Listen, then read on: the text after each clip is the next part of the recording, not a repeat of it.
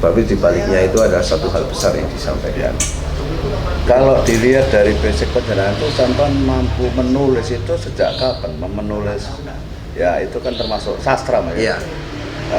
Itu sampean rasakan tuh mulai kapan kok bisa menulis sampai sekarang ada beberapa kali juara tingkat nasional itu?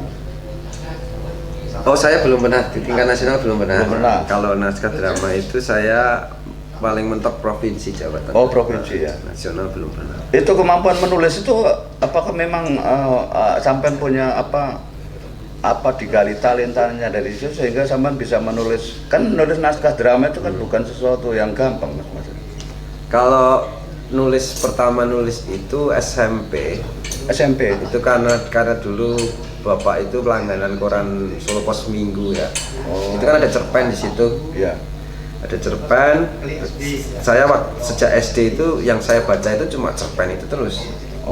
Cerpen dan setiap selesai membaca itu saya seperti itu SD ya. SD. Oh, berarti sudah mulai. SMP ya. Terus SMP mulai mencoba menulis cerpen mengenai satu persoalan pembulian di sekolahan. Saya nulis di buku tulis seperti itu dan tentang tentang tokoh aku yang membuli temannya, akhirnya temannya itu namanya akhirnya menyesal dan lain-lain seperti itu. Nah, buku itu dibaca oleh ibu saya. Terus ibu saya mengira bahwa itu betul-betul terjadi di sekolah gitu. Padahal itu karangan. Ya. Akhirnya dari situ saya nggak nulis lagi malah. Nggak nulis malah? Iya, berhenti nulis di situ karena kaget gitu loh, kok sampai dipercaya ibu saya sampai betul-betul. Ya, seperti kejadian betul. Oh ya, saya menulis di situ, terus langsung nggak nulis lagi. Begitu, terus kulikana kemudian lanjut menulis lagi itu ya ketika di sastra Indonesia itu karena dunia sastra kan menulis lagi. Iya. Terus menjadi harus menulis naskah drama itu karena mendirikan kelompok teater itu. Kalau saya Sandilara itu. Teater Sandilara itu. Sandilara lahir tahun berapa itu? 2013. Sudah lama sudah. Pertama yang saya mainkan itu naskahnya Pak Lea, Geng Toilet. Oh iya, saya pernah baca itu. Setelah itu naskah saya terus. Pernah naskah Pak Bambang Gendut 1 kali. Tapi selain itu naskah saya terus. Jadi saya menulis naskah itu karena harus biar nggak kerepotan mencari pemain, Pak. Saya menyesuaikan dengan kondisi. Ya, jumlah pemain saya berapa, cowoknya berapa, ceweknya berapa, dari situ saya nulis gitu. Akhirnya karena menjadi satu rutinitas yang hampir terus, ya saya menjadi semakin mudah menulis naskah gitu. Tetapi ada masa-masanya juga tulisan saya berubah gitu. Terutama ketika sudah saya menikah, itu cara menulis saya berubah. Ketika saya sudah punya anak, bahasa saya mungkin berubah gitu. Kembali ke basic sampean itu khusus untuk keaktoran, Mas. Apakah panjenengan merasa cerk itu di keaktoran atau penyutradaraan atau penulisan naskah drama? Saya saya pernah bermain, pernah di Tata Lampu, semua sudah pernah. Oh iya. Akhirnya menemukan di naskah sama penyutradaraan itu karena posisi saya kemudian di kelompok, terus di berkesenian saya itu lebih banyak untuk melatih ya Pak, karena selalu lebih banyak orang baru datang yang udah bisa gitu ya, karena harus bekerja karena udah keluar, jadi akhirnya terus melatih terus ya, akhirnya mau nggak tahu ya posisinya sutradara sama penulisan naskah gitu. Itu setelah Pak sampai lulus dari UNS itu kegiatan yang sekarang ini fokus ke situ sudah, Mas? Sejak kuliah sampai sekarang saya berkesenian terus. Pernah bekerja 1 bulan saya keluar. Kerjanya di mana? Di pabrik cat gitu. Oh iya. Ya itu perjalanan. Ya itu 1 bulan keluar, terus kemudian mendirikan kelas acting ini ya karena sebenarnya sudah ada angan-angan lama bahwasanya saya harus bertahan hidup di kesenian ini. Saya punya keahliannya mengajar, ya saya membuat lembaga. Kalau teater Sandilara itu panjenengan punya yang mendirikan ini pendirinya, termasuk pendirinya sampai sekarang?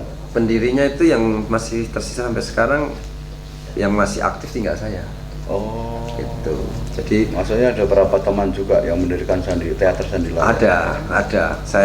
Saya tuh pertama itu 2 orang itu sama anak teater Dele. Oh iya. Jadi pertama kami kan merasa perlu latihan terus gitu, Ya. berdua terus gitu. Akhirnya kita bikin kelompok. Itu eksis sampai sekarang Mas ya? Siapa? Teater Sandilara. Sampai terakhir pementasan itu Oktober tahun kemarin. Itu terakhir pementasan dan rencananya nanti bulan Agustus. Maksudnya masih eksis, pengurusnya masih apa? Masih Oh ada. gitu ya. Terus kemudian yang episode berikutnya yang kita menjurus ke sekolah acting Oh, Panjenengan, iya. itu tercetusnya gimana Mas? Apakah memang sampai tidak punya kerja terus sampai punya improvisasi? Mungkin ada teman saya yang ini, teman saya ada namanya Suryo, dia guru SMA batik. Oh, Teman saya itu sering ngasih kerjaan ke saya gitu. Dan dia kepengen juga saya tetap bertahan di kesenian gitu. Nah dia kemudian membohongi saya, yuk kita bikin kelas acting yuk gitu. Pikir saya kan dia kan ibaratnya menguasai manajemen dan lain-lain dan memiliki modal gitu. Wani kalau berdua gitu, dibikinkan semuanya itu perhitungannya terus kurikulumnya saya bikin. Setelah berjalan dia bye-bye gitu. Jadi memang sengaja saya ditinggal dewe. Iya. Jadi dia itu cuma pengen mendorong saya untuk Ya, yakin ya, dengan ya. keahlian. Mas ini. apa tadi Mas? Namanya Mas Suryo. Mas Surya. Iya, Berarti itu termasuk- kakak tingkat saya di teater Tesa juga. ya, termasuk salah satu ya anggap mentor lah ya untuk Iya. mendorong sampai supaya bisa tetap eksis dan Iya. karena salah satu. Nah untuk acting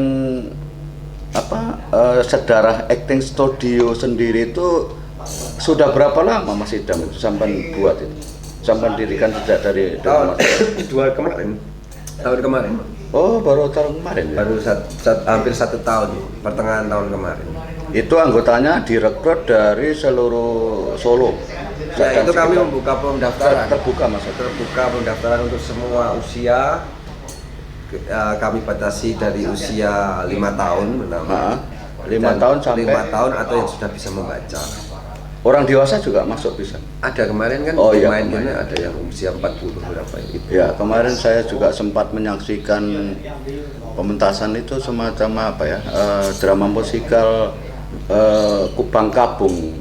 Mungkin bisa sedikit arti Kubang Kabung itu apa Mas? Kemarin saya juga agak bingung maksudnya apa. Ya saya Judulnya itu.